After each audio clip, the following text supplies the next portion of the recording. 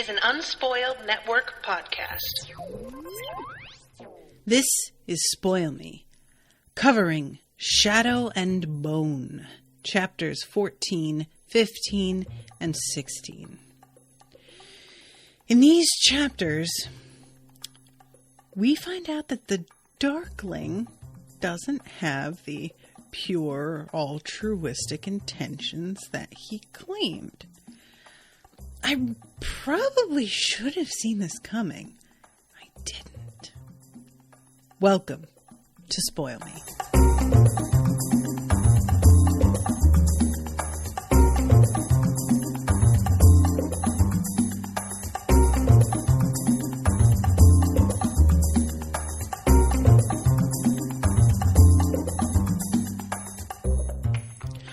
Welcome to the show, everyone. I am Natasha.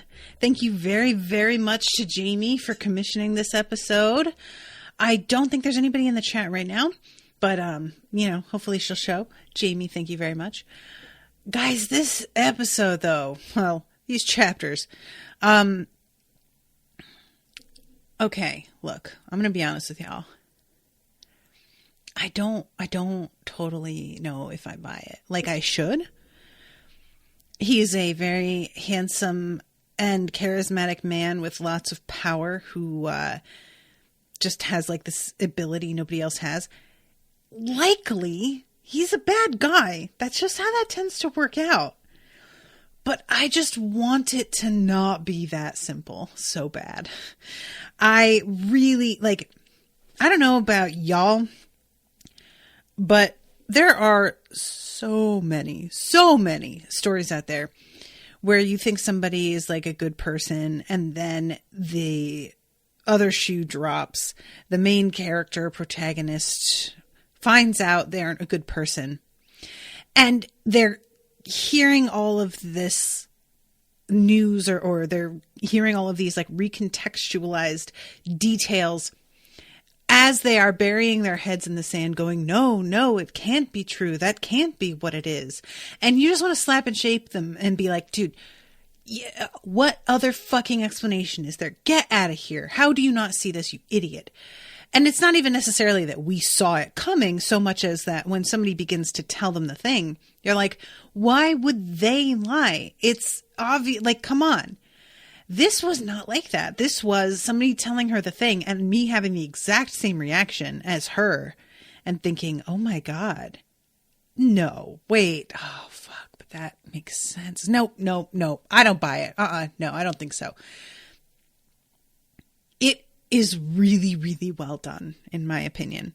It's a hard thing to simultaneously show me a bunch of very little red flags and trick me into thinking that somebody is a decent person. And that is what this author has done. Once you look back at the actions the Darkling has taken and the way that people talk about him, you can't help but be like, that's not the kind of thing that an honest, reasonable, decent person does or has said about them. It would be very, very easy to write off the way people talk about him as, of course, everybody's afraid of this guy because he's got these abilities and yada, yada, yada.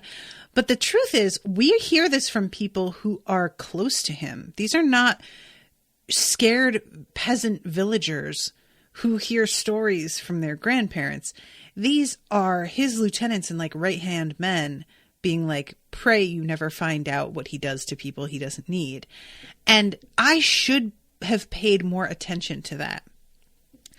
I just was so willing to believe that if he does anything, what's the word I want? If he does anything terribly ruthless, it's almost definitely going to stem from a very rational place. And if I were to watch the events unfold in which he was being so ruthless, while it would likely be hard to watch, I would think that he had done the right thing, or I would understand why he made the decision that he did.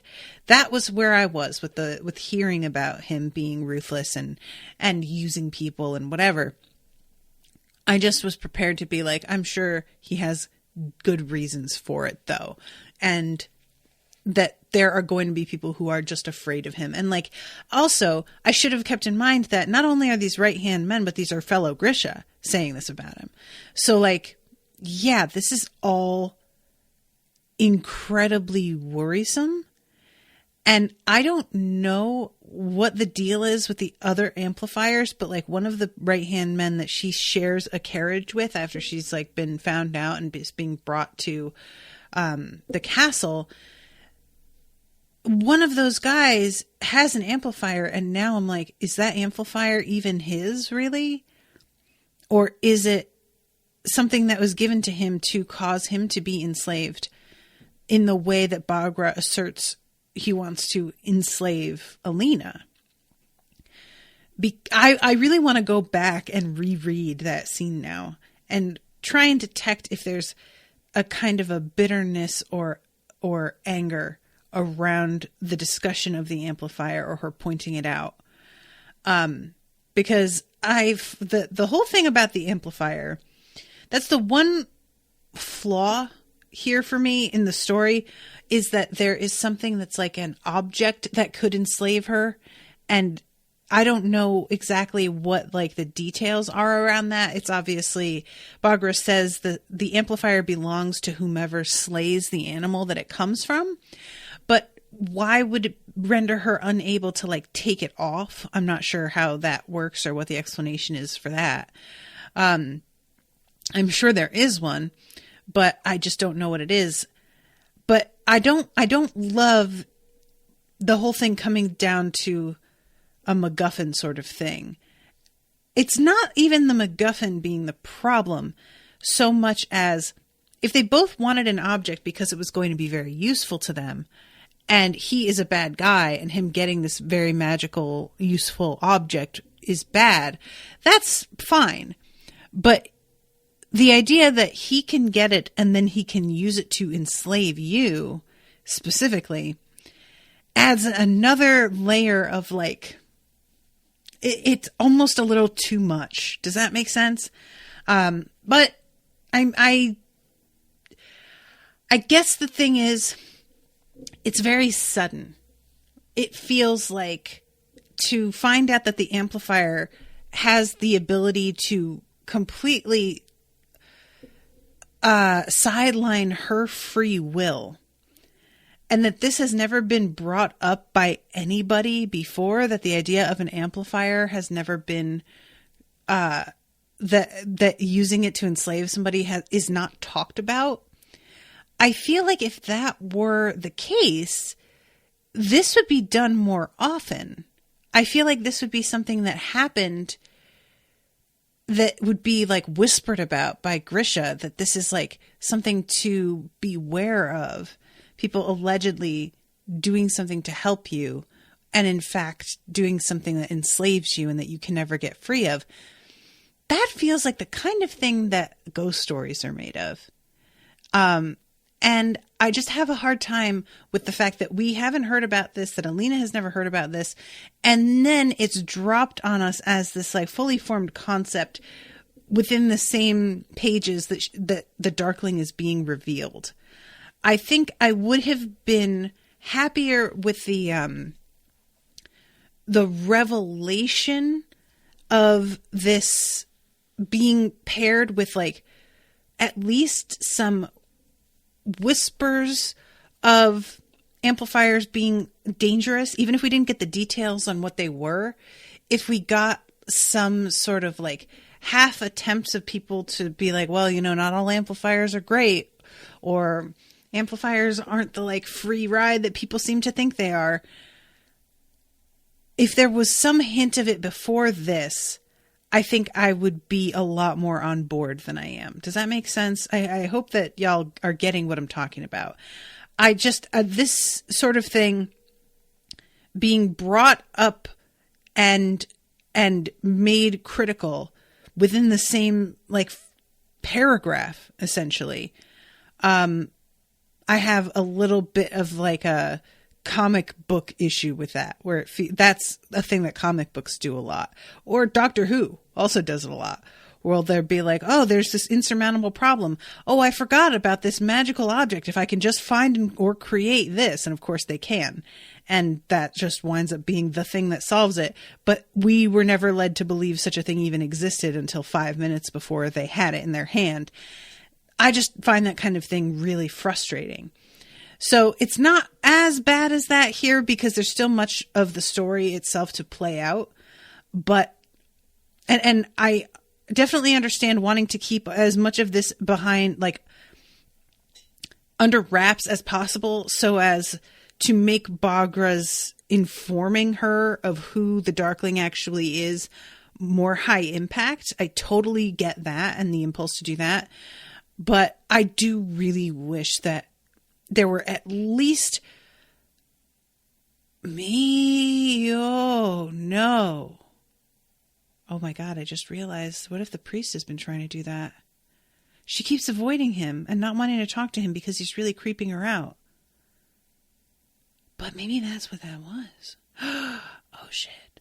Guys, what if the priest, because it had occurred to me, like, what if the priest is like super creepy and set up to be like kind of off-putting, but he's not actually her enemy, or at least as dangerous as she seems to think he is. And I sort of like cast aside that assumption because I was like, I don't know. It's just sometimes you get to a point in your reading and your consumption of things where you're looking for a twist in everything. And then you start to be like, oh God, maybe it's just exactly what it looks like and you just need to chill. So I think that's what I did with the priest. Was it occurred to me that maybe he wasn't all terrible, but then I was immediately following that up with, like, why can't he just be awful? Let him be awful. It's fine.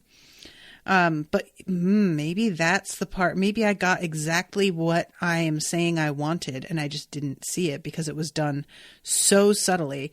And he never even got a chance to like get near the subject matter that he wanted because she was so unwilling to talk to him. Oh, snippity snap. Well, if that's true, I take it all back.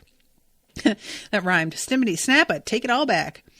So let's start with chapter 14. We start talking about the fate. This is the one that I started to accidentally listen to before I caught myself. So I started to talk about it in the last episode of the show before I was like, oh, right. I'm not supposed to have gotten this far. And this is when Volcra is like making fun of her for continually sort of getting lost in thought, thinking about her dark prince. And Volcra, it just comes across as her being impatient with a girl who's not applying herself to her studies the way that she should be. But now that we know exactly what Volcra is afraid of, it becomes a lot more understandable. Not only her frustration, but also the reason that she is being so hard on Alina, because we find out later she wants Alina to be as good as she can possibly be at managing her own ability so that when it comes to the time where she has to leave on her own, she's prepared. And considering that the kiss that she shares with the Darkling winds up sort of like disarming her to the point that she is like not paying as much attention with her studies as she's supposed to be doing. It looks like his plan of distracting her did precisely what he wanted it to do. He fucking knows exactly how to manipulate people.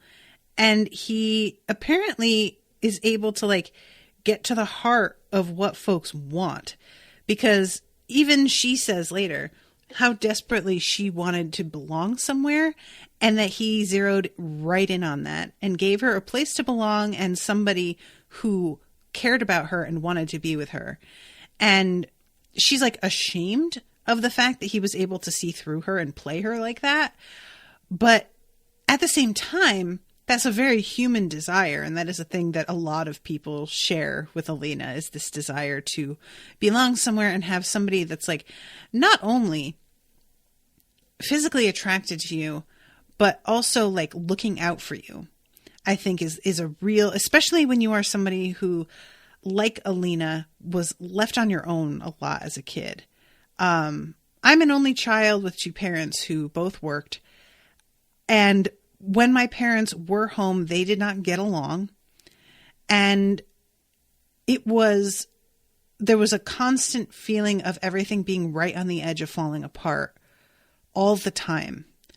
And I, as a child, I had recurring nightmares that I was in a car and both of my parents were in the front and they were so busy fighting and yelling at each other that nobody was driving. And I would have to climb up into the front and try and grab the steering wheel and drive, or I would desperately try to steer the car with my mind from the back seat, angry the whole time that the two of them were so busy fighting that they weren't paying attention.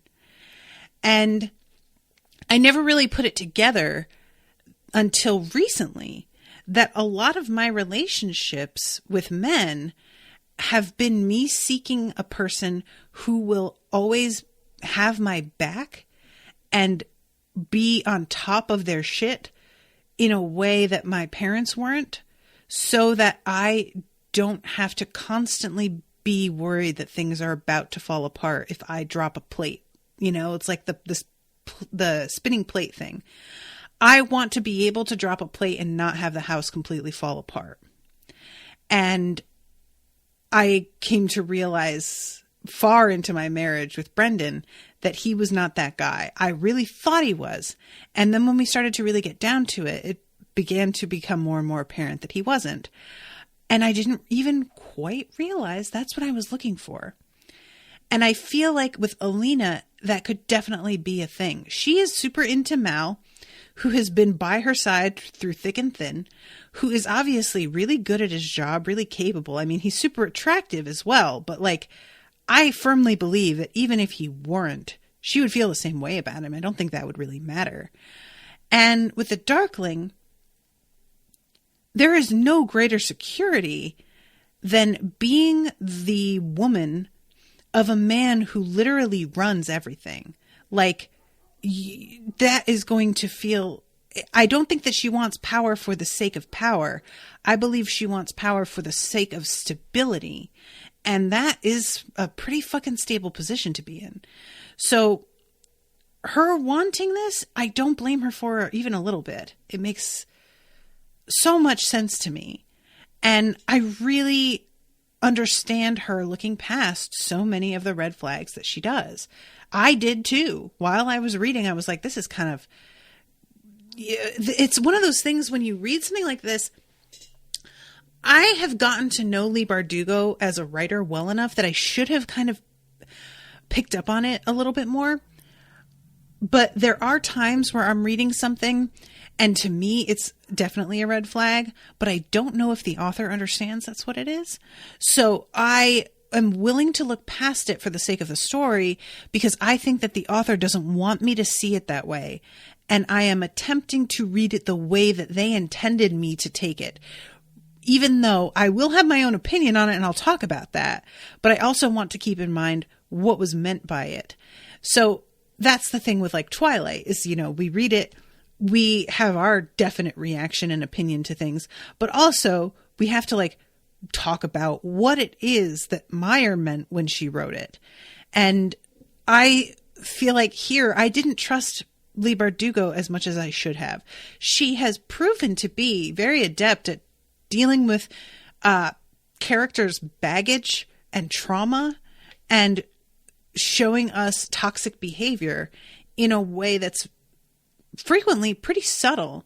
And I should have known that the things that I saw as red flags, she was doing on purpose and intended to be those red flags. So, you know, going forward, I'll try and be a little bit better about that.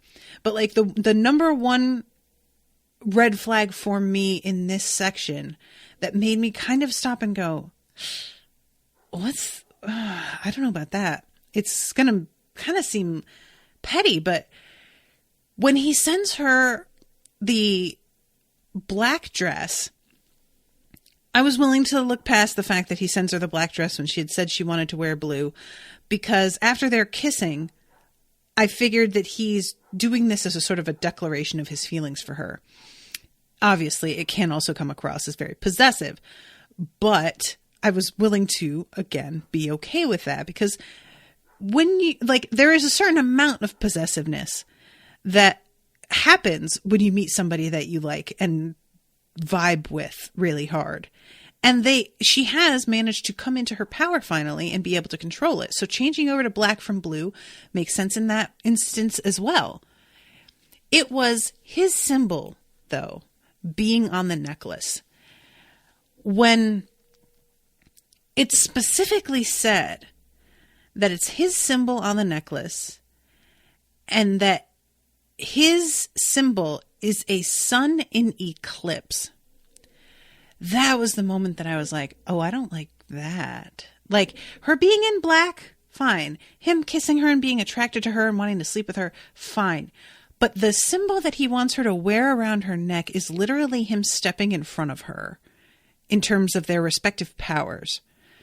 That sent off some alarm bells for me. But then I immediately was like, you're reading way too much into this. It's fine. It's just his symbol. He just wants her to wear it. She doesn't have her own symbol yet. Maybe when she has her own symbol, she can make her own necklace and that'll be fine. But I should have listened to my gut on that. And I did not.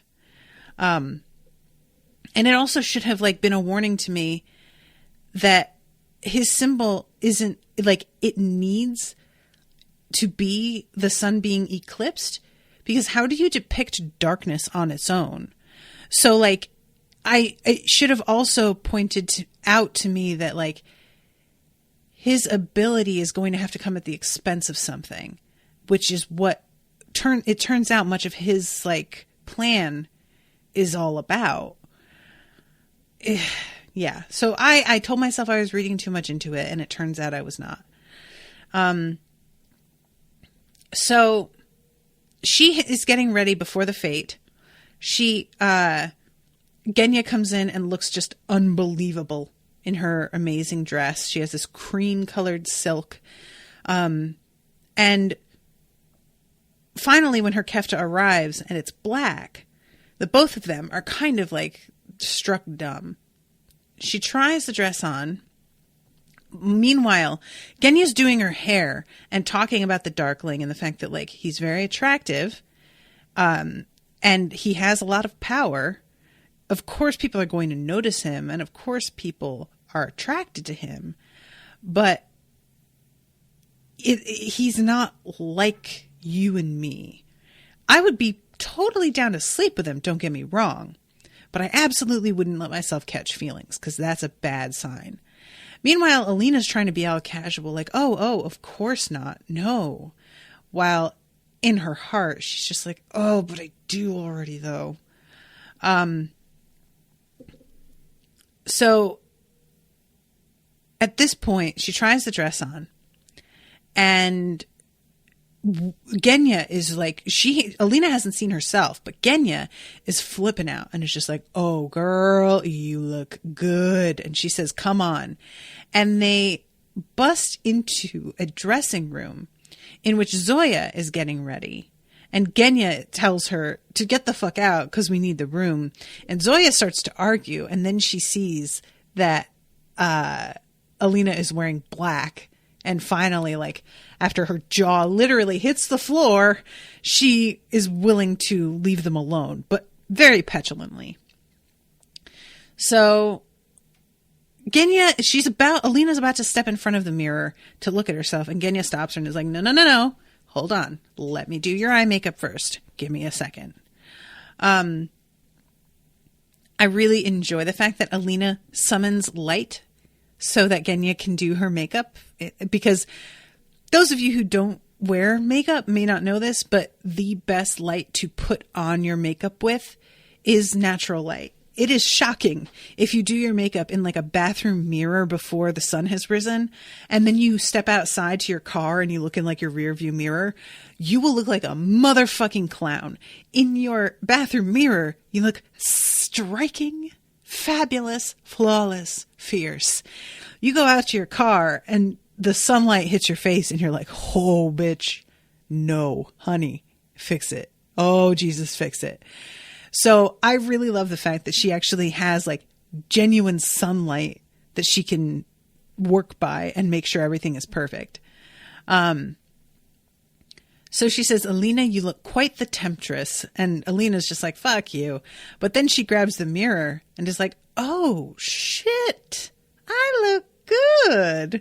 I love this so much.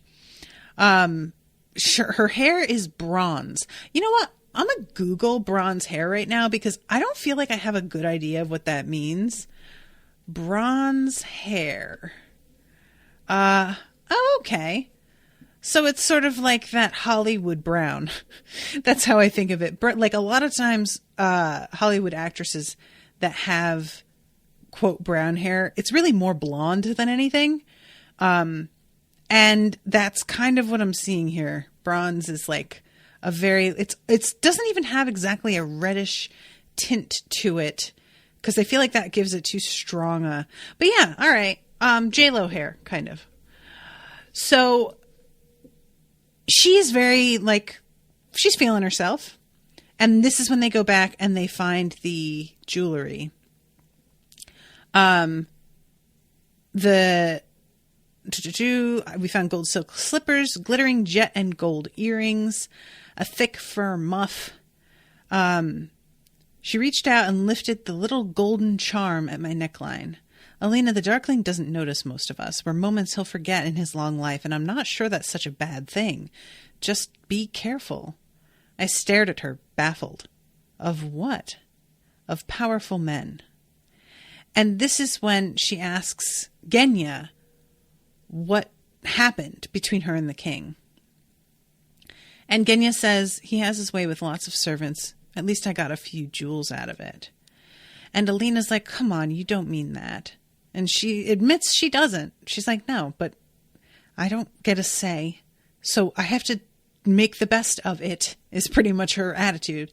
And she admits that the worst part about it is that everybody knows. And I feel like that would definitely be the worst part for me. Like, I am willing to do what I want to do, but I also live on my own. If you're living in a community this close knit with people literally within the same building, your business being everywhere has to be torture. So yeah, I just, the fact that she gets sort of singled out for it when apparently he sleeps with lots of different servants is particularly annoying because they have to know that she doesn't have a choice in this. Like, what do you do? Turn down a king? Yeah, that's going to go real well. And I am disgusted at the fact that everybody acts as if she's some sort of like seductress when what does it seem that she really got out of it? It doesn't, like, she's a servant. She's the queen's like lapdog in some ways. It's just, it's really easy to look down on people is what it comes down to. So they head into the hall and everybody is like staring at the fact that she's wearing black and everybody is like sort of whispering about her. But at this point, they haven't done a demonstration yet. So a lot of people don't really believe yet that she can summon sunlight. Like, it's still not totally the demonstration in the Great Hall when she is presented to the king, notwithstanding. These are all people who weren't there for that. So Genya gets summoned away and Alina is left to her own devices for a time. She is with Marie and Nadia for a lot of it. And she is sort of like weirded out at the fact, like, she makes eye contact with one guy and he literally blushes and looks down at his shoes. And she's sort of like, what? She's just not used to guys reacting to her this way, which is really fun. I enjoy this a lot.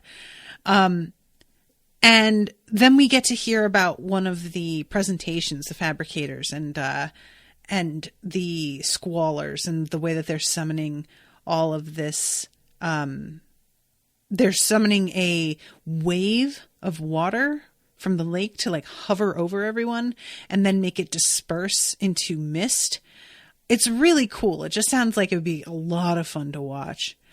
And she runs into the Duke, whose home that she lived in when she was a child, and he doesn't recognize her. And she's very hurt by it. And she knows that she shouldn't be. That he takes in lots of orphans, that she doesn't look like she did when she was a kid. So, like, to a degree, he wouldn't recognize her. But when she says her name, it still doesn't mean anything to him. And it just sort of gets under her skin, and she kind of like wanders off by herself, needing a moment alone. And Genya finds her when she has taken this moment by herself. And this is when she is brought to the stage to wait in the wings as they complete their presentations. And she goes out with the Darkling, and they do their thing with the summoning of light and her being able to direct the light in specific ways. And the way that everybody else reacts, it's very clear that like they hadn't quite believed, or if they had, they didn't really know what she could do with it. And all of the I love this. I did as I had been taught, throwing my arms wide and feeling my whole self open. Then I slammed my hands together and a loud rumble shook the ballroom. Brilliant white light exploded through the crowd with a whoosh as the guests released a collective "ah" and closed their eyes, flinging up their hands against the brightness. So yeah, that's pretty fun. I always enjoy somebody getting to like show off when they have worked really hard to achieve a thing and learn how to master a thing. And the Darkling says, "Do you hear them? See them dancing and embracing? They know now that the rumors are true, that everything is about to change." To which she understandably is like, "Yeah, but you told me just before that I'm not strong enough to do what needs doing here. So like, aren't we sort of giving them false hope?" The Darkling's mouth quirked in the suggestion of a grin, but his eyes were serious. "Did you really think I was done with you?" And at this point, he pulls her away and begins to make out with her. Now, guys, I'm going to be honest with y'all. If Alina had just gone ahead and slept with the Darkling, I wouldn't have been too mad about it. I would understand it. I mean, get it, girl. He sounds fine as hell. He apparently knows what he's doing because he's kissing her and she is just like, wow, okay, I've never been kissed like that before. Of course, I'm glad once the reveal is made about who and what he is that she didn't. But even if that had happened after she slept with him, I would kind of still be like fine with it. I wouldn't be that mad. I'm just saying. And the way that he's like talking to her as he's kissing her, or as he's like nipping at her neck and whatnot, I'm just like, oof. There is nothing that distracts me the way that like anything with the neck does. There was a guy I used to work with, and we were very like flirty with each other in a way that was extremely intense, even though we both knew we were never going to follow through on it. And he would occasionally come up behind me and just, I would have my hair up and he'd put his hand on the back of my neck. And it would just, I would almost like just melt into a puddle. It was the worst. It was like there was a button on the back of my neck that was just like disable Natasha. And you could just do that. So this whole description of him like talking to her and kind of like growling and whispering and biting and kissing her neck, I was just like, oh girl, you have held out like a champ. I don't think I could have done it. I really don't. So finally she tells him that she can sense that he doesn't want to be doing this. There's like an anger underneath everything. And he says that he has never wanted to do that he doesn't want to do anything else. And that the thing is that wanting makes you weak. And she doesn't even like hold that against him either. She's ready to just let herself be taken here until they are interrupted by people trying to like get into the room. And then he confesses that they found the herd and that he's supposed to be in the war room talking to everybody about like their plans. And instead he's out here making out with her, about to bang, totally not like, prioritizing the way that he should. Morozov has heard was allegedly a myth. And now he has found it, but that's not even enough for him to like focus, you know? It's all very convincing. I'm just saying. So as he's leaving, he asks if he can come to her tonight, and she doesn't answer, and he just leaves. But she does sort of take it as a given that despite the fact that she didn't answer, he will show up in her room that night. Like, she really continues on with this assumption. I don't know if she's right or not. I think she probably is. But if I were him and I asked and they didn't respond, I might take that as a rejection. I don't know. So she's like heading back to her, to the ballroom, and the Apra is hurrying after her. I must speak with you. Things are moving far more quickly than, and she just like is avoiding him and ducks into the room to get away from him. So maybe this is him trying to warn her. Maybe he knows what the Darkling is and who he is. I don't know. But finally, she is just overwhelmed, I think, with trying to continue to socialize and like be the sun summoner while people are sort of falling at her feet. And one woman asks her to bless her. She's just kind of like, she's a little bit worried. She's having imposter syndrome, really, is what it comes down to. So she leaves and she is hurrying to her room. And just as I was about to pass through the doorway to the main staircase, the carved doors behind the Darkling's table opened. I stepped into the shadows. I didn't want the Darkling to know I'd left the party early, yada, yada, yada. And here she sees Mal. Now, Mal is... So here's the thing. Now we know that the Darkling is manipulating her and lying to her. So in retrospect, the way that Mal reacts here feels more reasonable. But the thing is that Mal doesn't know that's what's going on. Or if he does, I don't know why he assumes she knows that's what's going on. And this whole thing, there's a particular point. I love Little Women, but there's a point in Little Women that I've always been bothered by, which is Meg goes to a friend's house and stays for a couple of weeks. And it's a very rich friend who has all of these beautiful parties. And this friend dresses Meg up in the modern fashion, which has got kind of a low neckline, corsets, which Meg isn't used to wearing. And Lori comes to the party and sees Meg dressed up in this way that is not her usual fashion. And he kind of reprimands her and makes her feel ashamed of herself, even though she's just having a good time. And it's sort of treated as if he was right to do so because, of course, the era the book was written in.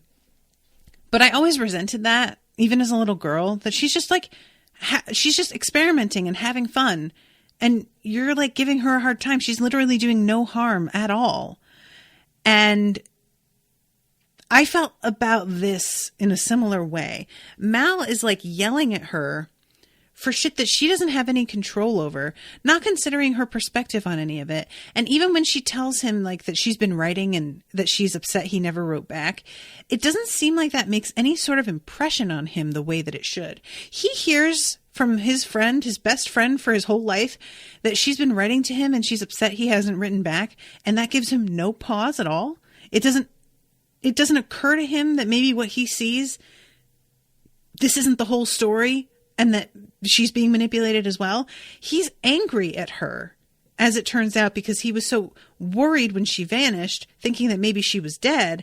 And then he comes here seeing her being like kind of fawned over and living in this incredibly luxurious, pampered lifestyle. But like, she has just told you that she tried to reach you and tell you that she was okay. And that's not factoring into what you see of this situation at all. That would make me restrain my judgment and what I said to her acutely. Like, when I realized that she doesn't know, I haven't received any of her letters, all of my fucking alarm bells are going off at this point. And I would be like, why would they do that? Why would they keep me from knowing you were okay? And why would they keep me from writing back to you? Somebody is fucking with both of us. That would be immediately what I thought. And Mal isn't a stupid guy, but it doesn't feel like he puts that together here at all. It's just really like, he's just angry with her. You didn't get any of my letters? He shook his head, still wearing that same distant expression. Well, no, dude, you shouldn't keep your distant expression if she's telling you she wrote a bunch of times and your whole argument is, I didn't know what happened to you and now it turns out you're fine. She tried to tell you. That should take the wind right out of that little fucking bone you've got to pick. But no, it's just a weird thing. And she says, what happened to you, Mal? And he says that he can't tell her. And finally, she's like looking at the scars on his face and she says, Genya could fix this. And he blows up at her and just tells her that he doesn't need fixing. He asks, are you happy here? And she says, I don't know, sometimes. And he says, are you happy here with him? He's all over you. Now, this is one of those things that, like, finally she gets to the point of, I was ashamed, but then it was followed up immediately with anger. So what if he did know? What right did he have to judge me? How many girls had Mal held in the dark? Yeah, I really, really wish that she had thrown that in his face. Are you happy here with him? Mal, you never made any romantic overtures to her. There is no reason for her to know that this guy is dangerous right now. And I don't know what you know, but you're not educating her about whatever you know. And you're being really, really judgmental. And I just hope that she doesn't let him completely off the hook.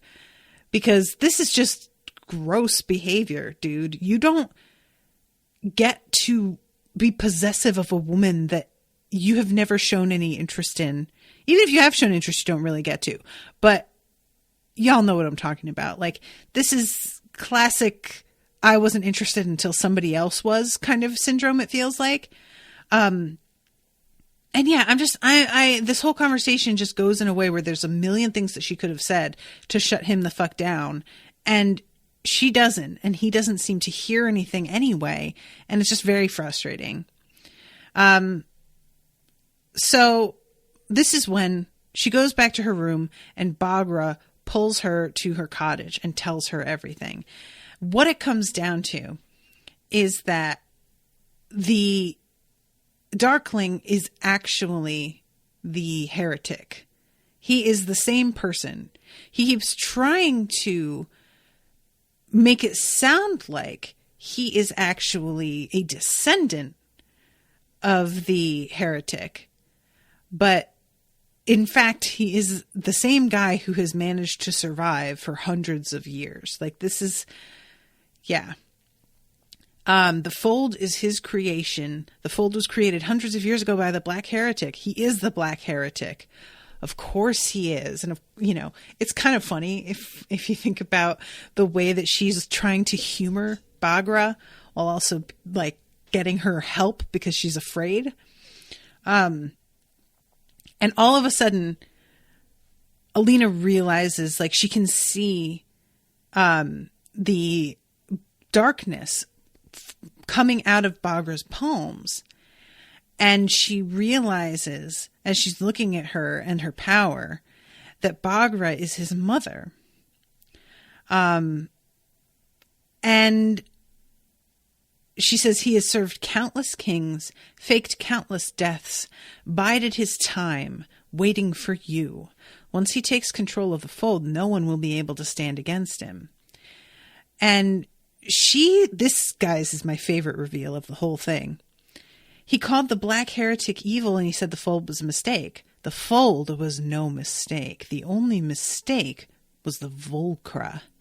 He did not anticipate them, did not think to wonder what power of that magnitude might do to mere men.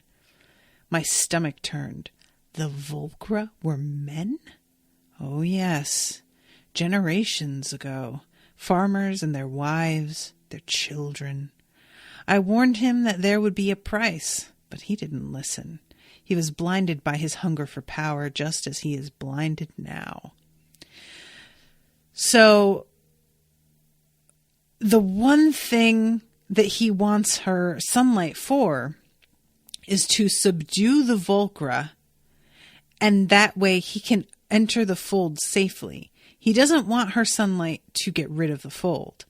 He wants it to manage the creatures that live in it, which makes a ton of sense. And she's like, but he says that he wants to make Ravka whole again. And Bagra's like, he is the commander of the Second Army. And the Second Army is absolutely crucial to Ravka right now. If there is no fold, then he's just going to be another servant. And he won't be part of this, like, absolutely crucial army. Now, this is the one thing that I feel like is a weakness, because I don't see that an army full of Grisha isn't going to be wildly valuable, whether or not the fold exists. You know, he's still going to have an ability that is incredibly unique and be part of a community that is really powerful and important to defense. But, you know, it's fine. So finally it takes a while. She talks about the amplifier. The stag's power belongs to whoever slays it. He will kill it. He will take its antlers. And once he places them around your neck, you will belong to him completely. You will be the most powerful Grisha who has ever lived. And all that newfound power will be his to command. You will be bound to him forever, and you will be powerless to resist. And this is the part that really, like, the pity that she has in her voice when she's saying this, that's what gets through to Alina. And she finally thinks back to all of the things that he said and realizes that it fits in really well with this assertion that he kissed her to distract her, to stop her asking questions, yada, yada, yada. And she is just, when he said the problem with wanting is that it makes us weak, she realizes that there was like a double meaning there, that it was not just him saying that about himself, it was him accusing her, which is kind of exactly right. So she says to Bagra, all right, what do I do? And Bagra immediately gives her money and clothes and a plan and is like, I am sending you to go to West Ravka and cross the fold alone. You can summon sunlight. You will be fine. You'll be able to take care of yourself. And she's like, so why did you, if you knew this is what he intended all along, why did you tell me now? And she says, I didn't think he was going to find the fucking herd. That's really what it is. Like, she tried to tell him that the herd wasn't real, that it was a fairy tale, out of the hopes that he would just give up on the idea. And then when he was determined to continue, she just figured it would take ages for him to ever find it, because she doesn't understand that it's Mal doing the tracking and he's really fucking good at his job. So, and also she tells her, like, that she trained her up and got her really good at what she's doing so that she would be able to cross the fold. Like, that was part of why she pushed her so hard and was relentless. So she goes out and jumps on the back of this cart, and what follows is a lot of traveling. I found it really interesting, actually, that it's specifically mentioned that she's not miserable. And I rather like that. It's like, it would be really easy to make this just a montage of extreme weather and starvation, and everything is like so bleak after living in this extremely luxurious castle among all the things that you could ever want.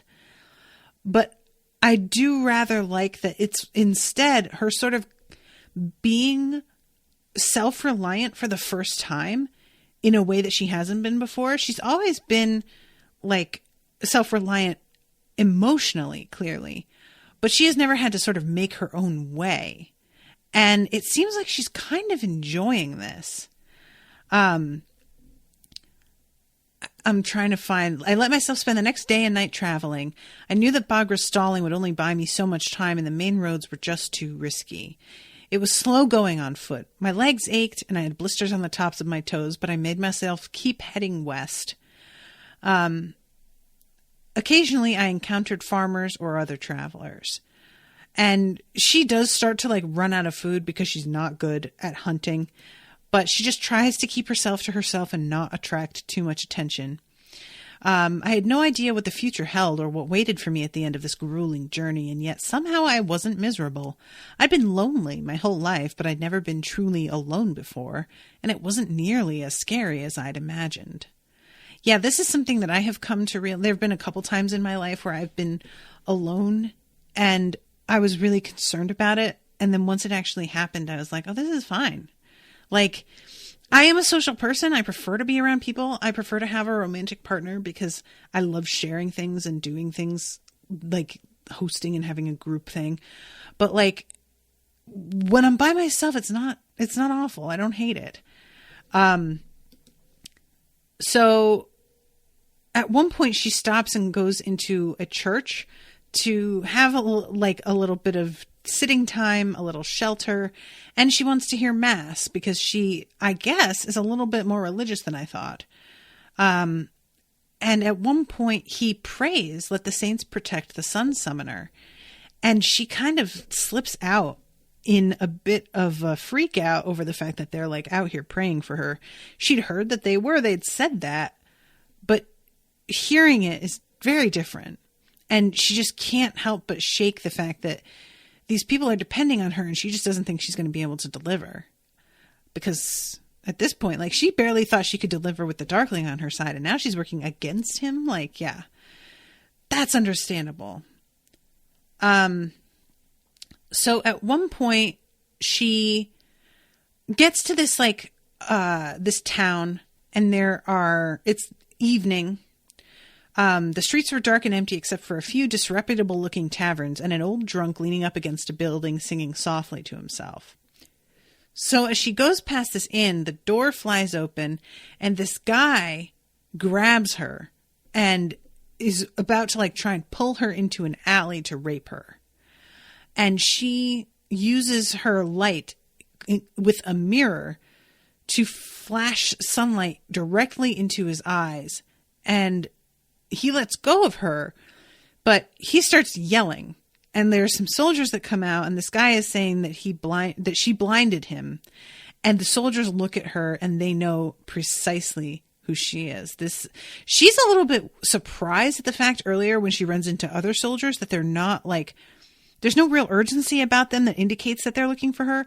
I think that the Darkling has kept it a secret to everyone but like his right-hand guys that she's even gone, because it looks bad. You know, he can't be like, oh yeah, I have the sun summoner. We did this entire like display at the Winter Fete. And oh, by the way, I have no idea where she is now. That's not a good way to have control over shit. So yeah, he probably hasn't told anybody except like the very top level people who need to know. So unfortunately, these guys that she runs into are his private soldiers. Like, these are his guards, and they recognize her. So she has to flee. And it's really a shame that her power is just light-based, because she's fleeing in the dark, and there's nothing she can do with her power to help herself that isn't going to give her away. So she just is kind of like a vanilla human in this scene. And she's also like got all of this clothing and whatnot to keep her warm, but she has to travel through water, which like weighs everything down and gets her freezing. Let's see. It was easily the worst night of my life. My coat was soaked through. My feet were numb in my boots. I started at any sound, sure I'd been found. My fur hat, my pack full of food, and my new bedroll had all been lost somewhere upstream, so my disastrous excursion into Rivost had been for nothing. My money pouch was gone. I was just like listening to this. I was doing the audiobook for this part, and as she like listed off everything she lost, I was just like, fuck. The only thing she's got left is her knife. That's it. So she falls asleep and eventually wakes up because she can hear somebody walking near her.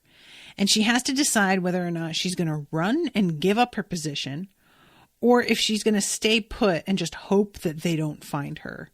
because they'll stumble across her inevitably if they keep going far enough. So she just kind of will have to hope that they don't go far enough. She decides that she's going to fight back, and she has herself all prepped when all of a sudden the soldier stops and says, he yells nothing and walks away. And she's laying there going, that's weird.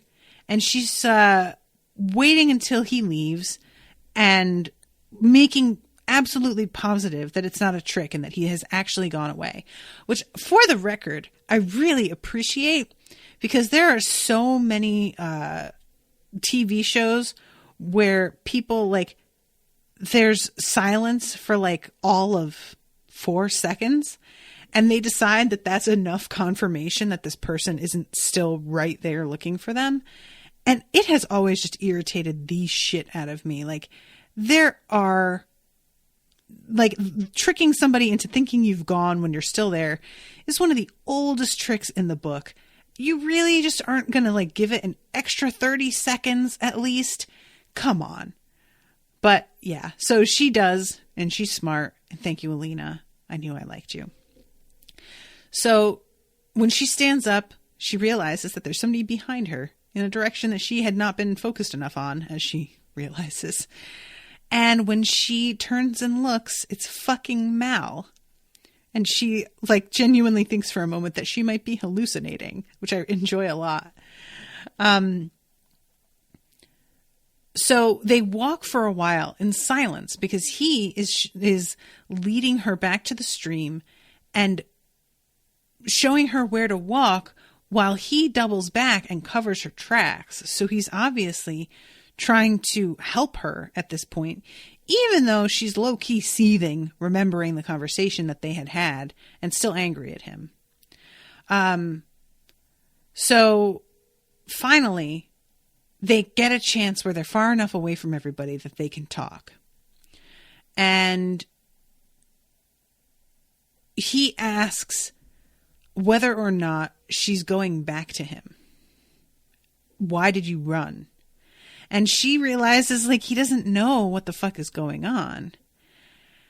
And he says, this isn't some kind of lover's quarrel where you turn around and go running back to him.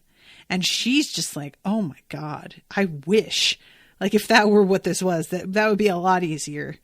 But no, it is not anything like that. So he gives her a blanket and tells her that he's going to take first watch. And as she's falling asleep, she says, Mal, thanks for finding me. I wasn't sure if I was dreaming, but somewhere in the dark, I thought I heard him whisper, always. I let sleep take me. So that's the end of the chapter. I really still want a reckoning for Mal because I just don't like the way that he acted. I don't appreciate the way that he treated her. I think it was gross. It's what the French call gros. I just feel like they didn't get to the heart of things. I appreciate him being here for her. I appreciate him covering and helping. I even understand if he has a gut feeling about the Darkling and, like, what he's overheard and his, like, maybe knowing more about his true intentions. I just don't like him assuming that she knows the same information he knows. And I don't like him batting aside as if it doesn't matter, her wanting to know why he didn't reply to her letters. Like, that's not important. So yeah, I want more of a conversation there. As far as the dark, like I said at the beginning, I low-key, like, want Volcra to be lying or wrong because I kind of want the guy with a ton of power to not be super evil. It's just for something different, you know? It's also like the two sides of one coin. He has power over darkness. She has power over light. And they're, like, going up against each other head to head. I guess. But it would be kind of interesting if there were more to it than that. I don't know. I just don't. What is he going to try and do in the fold is my main question. Because Bogger's telling her, well, he just wants your light so that he can subdue the Volcra. That's the one thing that he like didn't anticipate. What does that mean? It's one thing to keep Ravka broken so that they continue to need you as a commander of their army. You don't need to involve yourself in the fold to do that. And if you decide to subdue the Volcra and move into the fold, you're showing your hand to the world that you benefit from the fold's existence, which means that you are not going to be seen as an ally anymore in the end anyway, right? So how can he maintain his power with the army if he like decides to settle in the fold? I don't understand I don't know what he could get out of that or what benefit that gives him. So yeah, a lot of questions, I guess. All right, I'm going to wrap this up. Thank you again very much to Jaime for commissioning this episode. Really appreciate it. And yeah, I guess I'll see you all soon with a new episode. So till then, a toodaloo, motherfuckers. Oh, and Happy New Year.